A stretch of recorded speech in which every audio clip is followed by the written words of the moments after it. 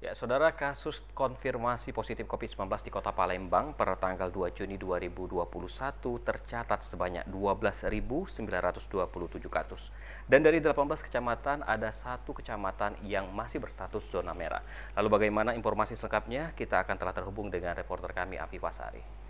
Halo, selamat sore, Afifah Sari. Ya, Afifah, silakan dengan laporan Anda. Terima kasih Andi dan Ya. Nada. Saudara, dapat kami laporkan berdasarkan data dari Dinas Kesehatan Kota Palembang bahwa pertanggal 2 Juni 2021 ini kasus konfirmasi positif COVID-19 di Kota Palembang tercatat sebanyak 12.927 kasus dengan rata-rata kasus harian mengalami peningkatan hingga 80-an kasus lebih.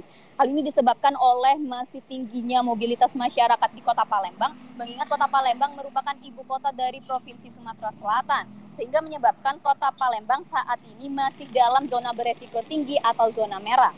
Meski begitu, berdasarkan peta dari penyebaran COVID-19 di 18 kecamatan yang ada di Kota Palembang, 8 diantaranya saat ini telah masuk dalam zona beresiko rendah atau zona kuning, lalu 9 diantaranya masuk dalam zona beresiko sedang oranye, dan satu masuk dalam zona beresiko tinggi zona merah, yakni di Kecamatan Sematang Borang, karena memang kasus terkonfirmasi COVID-19-nya mencapai 345 kasus dengan angka kematiannya sebanyak 14 kasus. Dan untuk mengetahui informasi selengkapnya, berikut kutipan wawancara kami bersama Jubir Satgas COVID-19 Kota Palembang, Bapak Yudi Setiawan.